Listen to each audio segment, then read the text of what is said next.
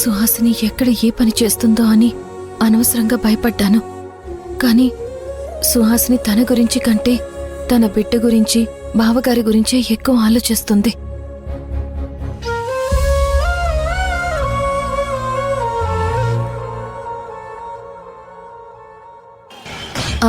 Auto!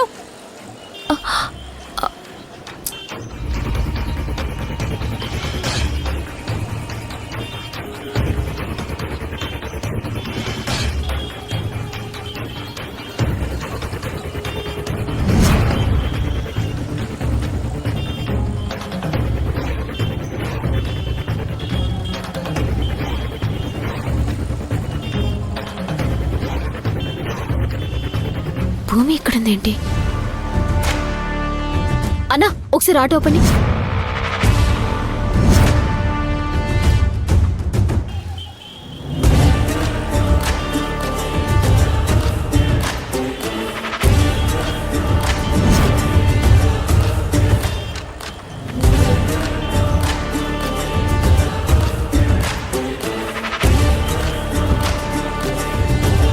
భూమి,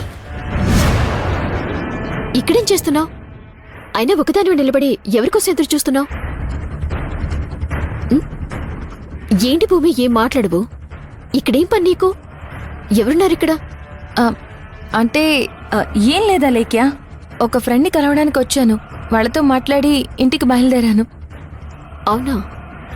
మరి నువ్వు ఫ్రెండ్ని కలవడానికి వచ్చినట్టు లేదే? మొహానికెత్తే చెమటలు పట్టేశాయి. అబ్బే, అది దేని గురించో టెన్షన్ పడుతున్నావు. ఏ, నాకు చెప్పకూడదా ఏంటి? ఏదైనా ప్రాబ్లం ఉంటే చెప్పు, నేను చేయగలిగిన సాయం చేస్తాను. అరే, అదేం లేదా లేక్యా, ఎండ కదా, అందుకే చెమటలు పట్టాయి. ఇప్పుడు లాయర్ ఇంటికి వచ్చిన విషయం తనకి గాని తెలిసిందంటే ప్రాబ్లం అవుతుంది. నేను తను ఇద్దరం కలిసే వచ్చావా లేదా నేను తనని ఫాలో అవుతూ వచ్చాను అని అనుకునే అవకాశం ఉంది. ఇప్పుడు ఏం చేయాలి? ఈ విషయం తెలియకుండా ఎలా మేనేజ్ చేయాలి? సరే భూమి, అయినా నేను ఇదేనా అడిగితే చెప్తావా? చెప్పావు కదా. ఏదో రోడ్డు మీద కనిపించావు, ఏమైందో ఏంటో అని ఏదైనా సాయం కావాలేమో అని వచ్చాను. నీకు నాతో మాట్లాడటం ఇష్టం లేనట్టుగా ఉంది. అయ్యయ్యో, అలా ఏం లేదు.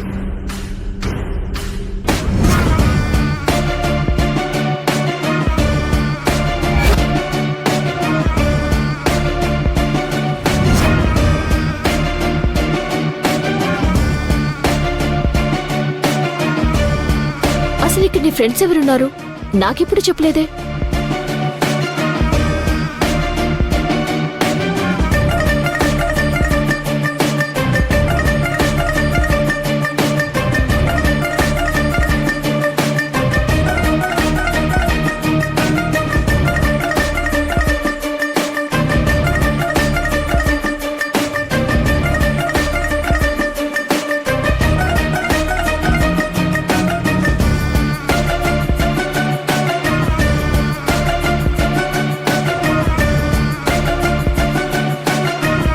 సర్లే, నేను బయలుదేరుతాను. నిన్ను చూసాగాను, నువ్వు రానంటే చెప్పు, నేనే వెళ్తాను. అలేక్యా, ఒక్క నిమిషం ఆగు. చిన్న కాల్ చేసి వస్తాను. ఎండ చూసావా? ఇంటికెళ్ళి మాట్లాడుకోకూడదా? నువ్వు చెప్పేది నిజమే, కాకపోతే ఏంటి భూమి, ఏది సరిగ్గా చెప్పు. అసలు ఎవరున్నారు ఇక్కడ నీ ఫ్రెండ్స్? సర్లే, మనం ఇంటికి వెళ్ళి మాట్లాడుకోవడమే బెటర్. మనం వెళ్దాం పద, ఎండ కూడా ఎక్కువగా ఉంది. నువ్వు మరీ విచిత్రంగా ప్రవర్తిస్తున్నావు. నేను వెళ్దామంటేనేమో నువ్వు వద్దంటావు, ఇప్పుడు చూస్తే వెళ్దాము అంటావు. అసలు ఏమైందో ఏంటో నీకు. నువ్వన్నట్లు ఎండ బాగా ఎక్కువగా ఉంది, నిలబడ్డానికి కూడా కష్టంగా ఉంది. వెళ్ళిపోదాం పద, రా.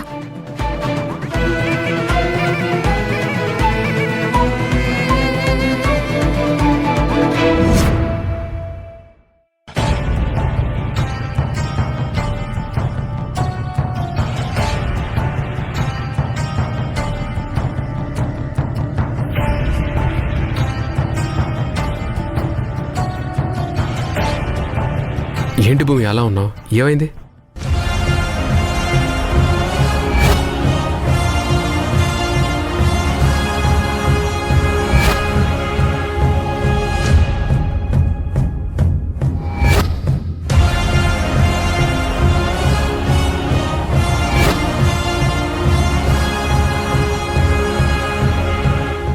ఇప్పుడు ఏం చేద్దాం?